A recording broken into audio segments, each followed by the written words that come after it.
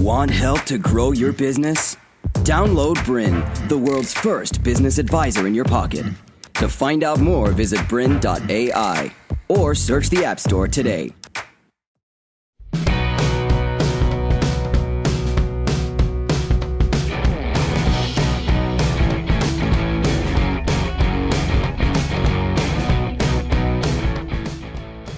Hi and welcome to the Tradie Show. I'm Andy and this is my wife Angela. Today we're talking about the Tradie's Guide to Building User-Friendly Websites. Yes. I remember a day, it would have been I think around about 12 years ago, where another fellow tradie mentioned to me that he thought the internet was a fad. He thought it was going to be something that in 5 years' time was going to fall over. Right. He was still the old school way of paperworks, yellow pages ad, and all he did with his advertising was keep offline, and he didn't believe with online. Wow, how times have changed. I'm sure he's probably eating his words by now, to be honest, because technology has obviously come so far and the internet is like embedded into our lives. Well, it's the only way to go these days to be bringing in new clients constantly. And the old school ways, especially back 10 years ago, are well and truly really a bit of a sign of the times that we've moved on. Yeah, absolutely. So it's interesting when you talk to tradies about marketing, because a website, of course, is like a form of marketing, right? So we talk about online and offline with respect to marketing. And when we say to tradies, so tell us what you do for marketing, and they go, nothing, or not much, or often we hear word of mouth, and we say, well, that's great that, you know, you've been really relying on word of mouth and, you know, it's got you this far, but it's not consistent. You actually need to have some consistency with respect to your marketing. And I think a lot of the tradies in the old school ways have worked on word of mouth, and that was a way that's happened for years for them. But this day and age, for a growing business, it's nearly impossible to just work on word of mouth alone. It's certainly a great tool to have, and if you're doing that within your business, then that's certainly fantastic. But you've got to have a mixture of that. You've got to have a mixture still of offline. Absolutely. But then a mixture, a big chunk, I believe, on online, and we'll talk a lot more about that and how to have that friendly website. Yeah, I think technology has come so far. Like when you think globally about, you know, how we've embraced desktop computers and mobile phones, like we've gone so far because we're all so connected. So about a third of the population actually has internet access around the world, and as you can see by this diagram, it increased so quickly. Imagine where we're going to be in a couple of years' time. It's scary to think, isn't it? You know, technology is just going from strength to strength, and before you know it, there's something new and there's something newfangled, and it's incredible where we're going and where the next 10 years will be. So for people that aren't looking into technology now, then I urge you that you should be. Absolutely. This graph actually shows where the internet usage is actually shown by region, and interestingly enough, it's actually mainly around the Asian countries. I'm sure this will change over the course of time, but this is kind of the picture of where it actually sits today. And that's interesting, a lot of the Asian countries too. I'm not saying all of the Asian countries, but it's cheaper to have a mobile phone than to be buying a laptop like this, isn't it? So we deal a lot with overseas and the Philippines, and, you know, every staff member has a smartphone, but not every staff member has a computer of their own or has one at home. Yes. So it's interesting now that mobile phones, as we mentioned, are overtaking, you know, the desktop computer. Yes. And most people now are going on the internet on their phone. That's right. Internet users have already superseded internet search on a computer, like on a desktop. It's actually already predominantly happening on a mobile device. Isn't that interesting?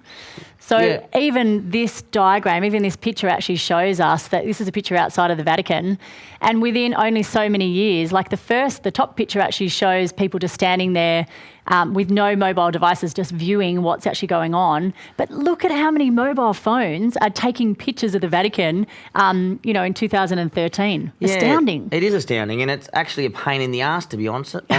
You go when you go to a concert or you go and watch a sporting event or whatever it is, and someone's up there filming Video. little Johnny. Yeah. And a lot of them aren't even holding a mobile phone now. They're holding this big, massive iPad going, and we're standing up there going, dude, just put that down. I know, it's all about the experience, but no, it's about these mobile devices. It is. So it is, even your customer, like even when you think about your customer and how they search and how they actually book you as a tradesman, how are they doing that? I know with if we think about just our residential client, a lot of this is actually happening while they're on the go. So they're doing, because they're so time poor and they're trying to pack in as much as they can within their 24 hours in a day, they're doing their searches when they're travelling on a train, or they're at the park with their kids, or they're doing kiss and drop with their children in the school line waiting for the kids to come out. Like, they're finding any moment they can to search and find a tradesman, connect, and actually make those bookings so that she fits you into her world. I'd like to see the stats on how regularly people are on their phone every day. The only reason is I found even myself, you tend to be on social media a lot more. You tend to be checking emails all the time. You tend to be watching YouTube all the time. And you're actually spending so much time on your phones. And it only takes to go out for dinner where there's young people going out for dinner.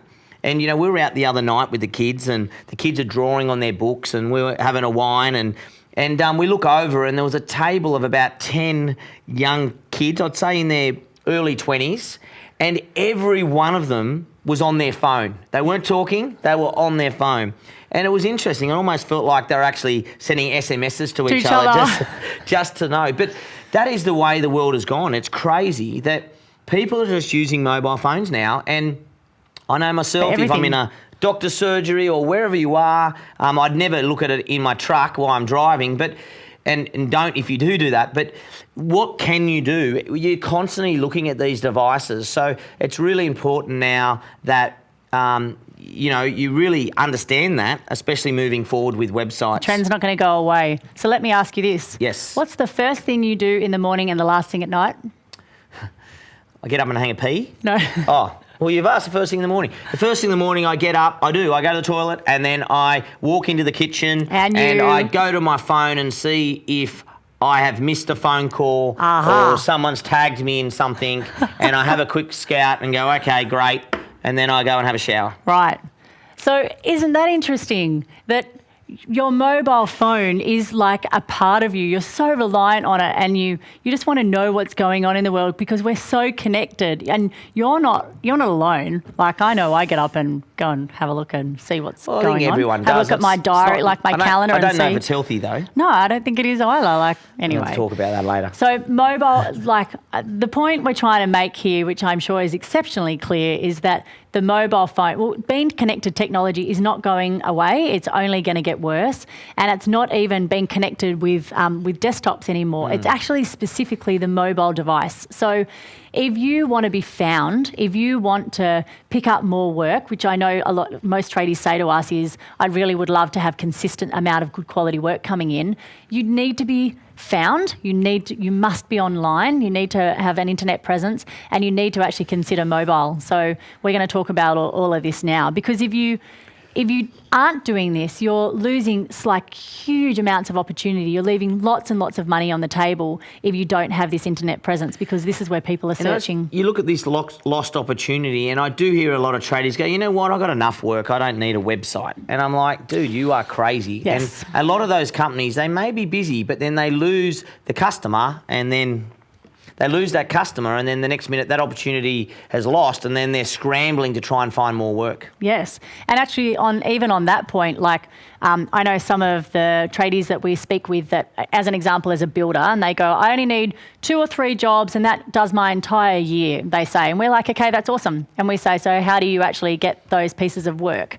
And often they might say, oh, it's come through an architect, or it was word of mouth, or whatever. But the reality is, if you were in that customer's mind about what she or he went through to actually decide on you as that builder, investing, $500,000, $1 million in a property or whatever. I will promise you they've checked you out online. They've been to your website. They've seen your before and after photos. They've read testimonials. They've perhaps received something from you in the mail. So not only have they looked at you online, they've now received something from you offline. They've now perhaps engaged you in a meeting, so they've got to know you. They quite like you. Like they've done the research. There's lots of steps in this, but I'll promise you they've checked you out online. You absolutely have to have a website. So don't think that you only need 2 jobs in a year and I'm going to pick up that work through this particular contact. Those contacts and their circle of people are still checking you out to see whether or not you're a professional business before they engage with you, and they want to know everything about you before they're going to give you $500,000, $1 million worth of money. Yeah, so 100%. Yeah, lost opportunity. So you need to be found, right? Here's the point. You not being on the internet but you want to be found is like a guy who's trying to actually pick up a chick, yet he doesn't go to the pubs and clubs. He stays home and just games the entire time. Like he's never going to pick up any girlfriend, is he, if he's in this situation? Well, your business is exactly the same. If you want to be found, if you want to have good quality customers all the time, I urge you from a marketing perspective that you must have presence online. So this is where we're going with this, because to actually have a presence online, to actually have a user-friendly website, there's a whole other side of this though. Don't have it is one point. We're telling you must have it, but if you have it, it has to be smick. It has to be perfect, and it has to be professional, and it has to be user-friendly. And that's what we're going to go through in this session, because the first 30 seconds is critical. It is. So when your customer perhaps sees your website online, in that split instance, they're going to judge you. They're going to, within the first 30 seconds, they're going to say whether or not they even like your colours, your layout, whether or not it's even readable, the font's too big, too small, the flash player that's in there actually makes the website load too slow. Like, there's lots of things going on. So there is a little bit of a list. I think when the customer's looking for someone online, they've got an idea in their head what they're looking for. Sure. So that's where you've got to build your website around targeting that ideal customer. So this actually comes into 2 components about building a user-friendly website. So there are 2 components that we're going to talk about. The first one is about design, and the second one is about platform. So let's take you through the first one, which is design. And it starts with your avatar. It starts with the customers that you're trying to attract. And there are kind of 2 from a trade perspective, aren't there? There are those that have what we call low average dollar sale or high average dollar sale. Well, I think when you're looking at websites, depending on the style of business you have, I think every business has an avatar. We know that. It doesn't matter if you're a painting business or you're a building company, but everyone has an avatar what they're trying to do. But, there's different designs when it comes to websites, because if you're, say, a customer... To continue enjoying this presentation, download BRiN, the world's first business advisor in your pocket. To find out more, visit BRiN.ai or search the App Store today.